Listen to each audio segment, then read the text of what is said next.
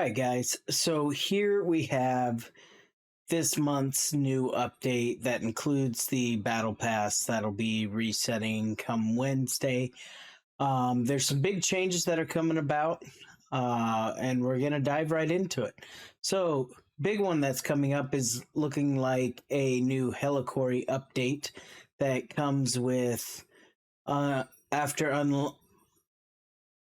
defeating the Catagrag, the Straggling Sun, on difficulty 8, you'll be able to do a Helicory boss gauntlet leaderboard, which is kind of cool.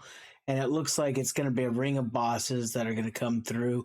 Be lean, aim for your speed. Players who land on the top 10 leaderboards for their server by the end of the week will receive a Void Wound Gauntlet Champion avatar frame.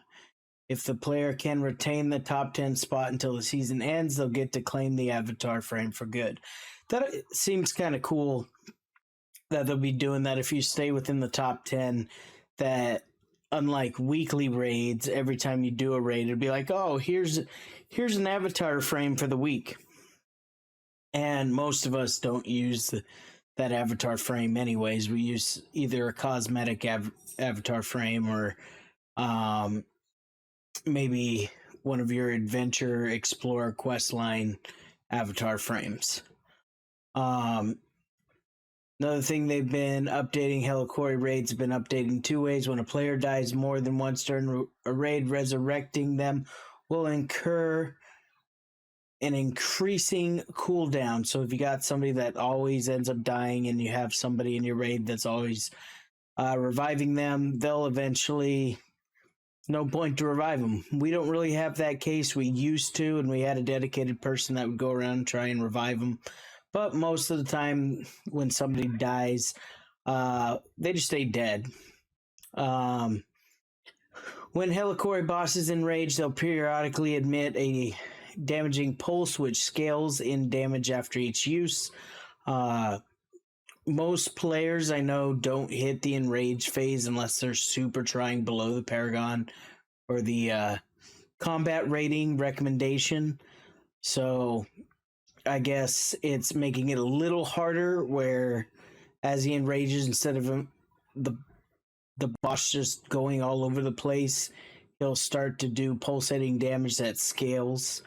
So eventually you're just all gonna lose. But here's the big one that we wanted to discuss. We got a class balance and legendary item adjustment.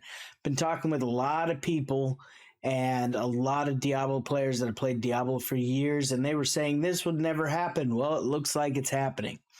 So the Demon Hunter, Necromancer, and Wizard classes will now have an innate 15% reduction on incoming damage. These three classes are very squishy if you get a hold of them.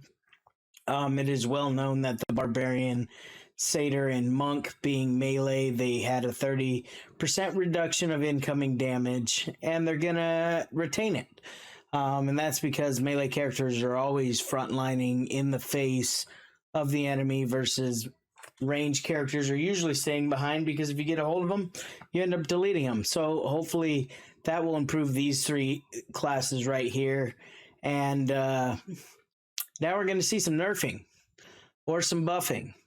So, Barbarian skills, leap cooldown has been reduced from 12 seconds to 9 seconds. That's kind of cool.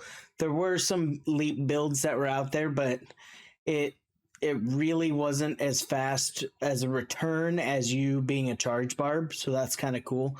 Undying Rage has been dropped from 4.75 seconds to 4 seconds.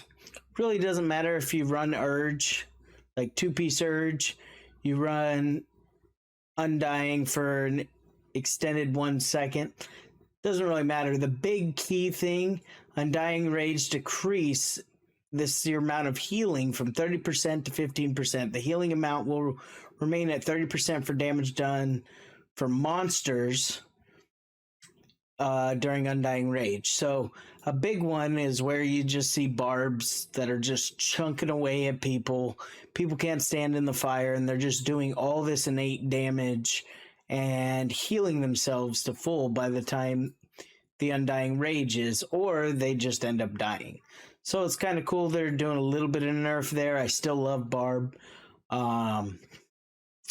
Few other things that they're doing. They're making some adjustments here. Let's see. Animal Instinct Leap. Time to max reach minimum charge has been reduced from 1 second to half a second. Okay. Chain Spears will now hurl 3 projectiles, but the same enemy can only be hit by 1 projectile per cast. Seems pretty fair there. Most of the time when you shoot the 3 out, they shoot out in a triangle formation, so only 1 usually hits them anyways. And it says the same thing with Charred Iron. Basically all the 3 chain spear things is you can only hit 1 per cast. You only get 1 cast anyways, so I don't know why that's really a big deal. But this is a big one. The Sundered Legacy, which is the offhand, which causes Berserker's Burn. So it causes the blood to boil, and you see the Ring of Fire, and it lasts 6 seconds. They're reducing the damage, which, to be honest, it needed to happen. Playing Barb, and the only thing that was helping me get kills while I was being CC'd was the fact that I always had uptime on Berserker's Burn. So it'll be interesting to see what happens between the Barb nerf, the Monk nerf, and see what actually happens. Crusader skills. Sweep attack. The time to meet maximum charge is reduced from 1 to 5 seconds. A lot of people out there don't really use sweep attack, so not that big of a deal. Spinning shield will now be unable to stun the same player more than once every 3 seconds. That should have been a thing because it was actually going off of the ticks, and you could stun multiple players. So it's just a little bit of balance there, and it's perfectly fine there. Falling Sword, time to reach maximum charge has been reduced from 1 second to 0.5 seconds. Shield Charge now grants immunity to knockbacks for its full duration. Let's see. Pillar Greave, Shield Charge. Time to max. So they're doing a lot of charge reductions, which is pretty good because overall, playing Crusader, most of your charge builds, you use your skill and then you're using Condemned or something just to pull people in. You're just there to be the tank. So it's nice that you should be able to get your skills back a little sooner. Sweep attacks uncharged and fully charged damage has been increased.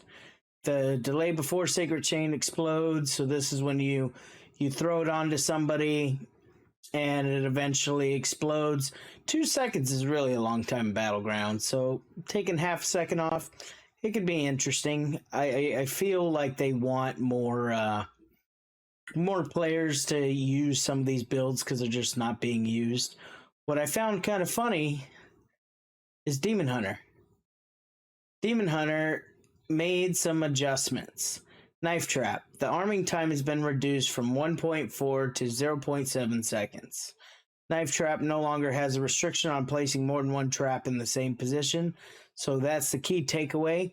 No longer has a restriction on placing more than 1 trap in the same position. So you used to put one down, then you'd have to put one off to the side and try and get it, but now you can kind of double stack because there were a lot of Fire and Ice Demon Hunters out there, so it'll be cool to see what's happening there. Knockback Shot cooldown has been reduced from 12 to 9 seconds. All right, and Strafe, which not a lot of people are using Strafe out there, maybe for some PvE, but not really for PvP. The channeling time has been increased from 3 to 5 seconds. And Strafe's damage has been increased as well. Just like the Barb, Monk Legendary, the one that everybody's curious about, Shimmerlin. Shimmerlin has only been reduced by 5%, 30% to 25% for subsequent hits on the same enemy. So what usually happens, a monk dives in, they spam their 2 hits of Shimmerlin, and they try and call it nuking the team. They're going to take reduced damage on the second hit, but overall the damage is still going to be there, so monks are still going to be pretty OP there. Their wave strike damage has been increased, maximum potential channeling 3 to 5 seconds, wave strike uncharged fully, the maximum charge has been reduced from 1 second to 0.5 seconds. Mystic Strike's cooldown has been reduced from 12 seconds to 9 seconds. And Imprisoned Fist damage has been increased. A lot of people haven't been using Imprisoned Fist anymore. You use basically Mystic Strike, so that cooldown is going to be pretty nice. Let's see, what are they doing with the Necro? Corpse Explosion. Enemies struck by multiple simultaneous explosions will now take 30% cumulative reduced damage for each hit instead of previous 40%. So they're nerfing a little bit of Corpse Explosion, which only high-end wells really use this, minus like PvE, like doing the Ice Necro build, and your 4 bags will freeze an enemy, do damage to them, and then you just swipe them with the Grim Scythe. What I am liking, they are adjusting the Grim Scythe. Damage has been increased and now generates 3 corpses instead of 2. Makes it more feasible there, because you only get 2 swipes, or you get one where you do 3, and on the final one where it does 3 swipes, the final one gives a bleed, which it looks like they are doing that, and they're increasing the maximum. Instead of it just only having 1 charge, it is having 2, and it now generates corpses, because originally it didn't. You had to just use standard Grim Scythe to make corpses. Grave Cutter, the scythe's charges also been increased to 1 to 2, and now generates corpses. So that's kind of cool. And skeletons can now be raised every 6 seconds instead of 8 seconds. So that's and Corpse Explosion, your skeleton explosions using the headpiece, increased more damage. So that'll be kind of cool to see. Love throwing some exploding skeletons. Wizards. So for Arcane and Frost, those are basically seem like the burst damage ones. They're not the channeling ones. Really long cooldown initially, and the damage wasn't quite there at all. The ice armor damage has been increased. A lot of people haven't been using a lot of ice armor damage, and I think it's because of that. Like, either use Ice Storm or the just run an Ice Shield, or you don't use it at all and you just Beam Whiz from the back. You try and do some type of battle maze, which knock up. So it'll be interesting to see what some of the wizards out there are going to be doing. Another big change is the Accursed Tower, which is they are going to be changing the way PvP towers work, which I'm perfectly fine with it. I didn't really care that we owned a PvP tower. I really cared about the fact that we couldn't actually get PvP fights, whether it was on a PvE tower or a PvP tower. But now they're changing it. You're no longer going to get 20% increased PvP damage. It will be replaced with a bonus that provides 10% increased life to Battleground Challenge of the Immortal Rite of Exile and Shadow War, which personally, I'm perfectly fine with the 10% life, just because most of my cursed gear, like 2 of the pieces I have, is health reduction and size. Now, unfortunately, the bug on that cursed item doesn't make me any smaller. It does eventually take, I did wear a 4-piece, and it does take a healthy chunk of your health back. This is kind of cool that you're going to get, you have the tower. If we keep the tower, you're getting 10% increased life. Additionally, the pickup radius for curse shards in the PvE matches has been increased, so that'll be fun trying to do your weekly farm and getting more drops done. Battle queues, we've been talking about queue cancellation penalties, because right now it's basically you can cancel 3 times, then you get hit with a timer, and you can basically, I've heard it happen in the EU a lot. I've heard it happen in OCE, where there's just people that want to troll Battlegrounds and they'll constantly cancel.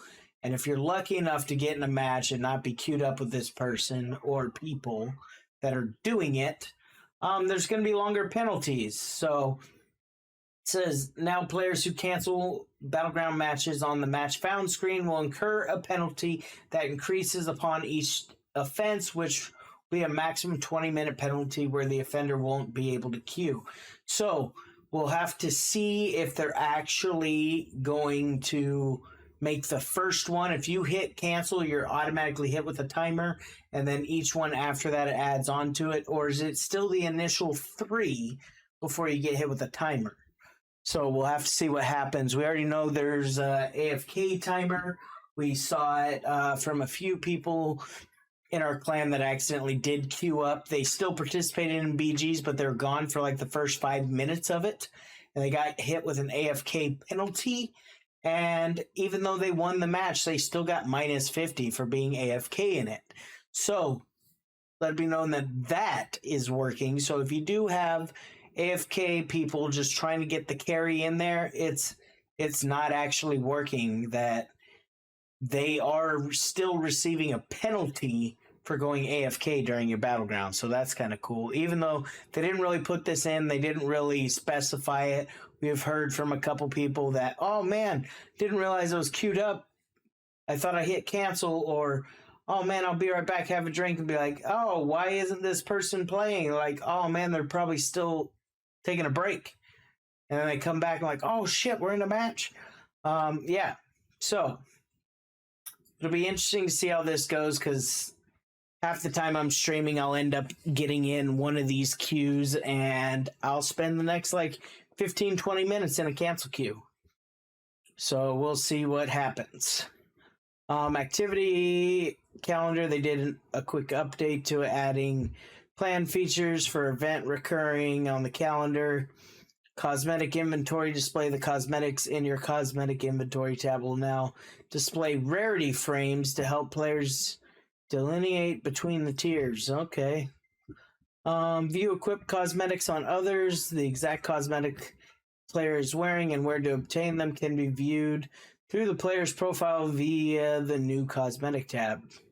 That'll be interesting. That way you can see if I switch to Barb or Necro or Wizard or whatever, what a potential cosmetic could be.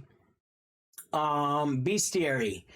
It's very hard to get bestiary pages now. That it's kind of cool to see that your first one each day, just like your guaranteed legendary, has a higher increase for you to find a new page. Because basically you could do the 3, you'd get a guaranteed legendary drop, and there was hardly ever, it could take you a month just to uncover one new page. Even though they added more pages, it still takes forever to get a page. This is the new preview for the Season 13 Battle Pass. It's looking pretty sick on the DH. Can't wait to see what the other classes look like. That's going to be cool, which will come out on the 11th. Let's see. Hosts obviously getting to rank 40.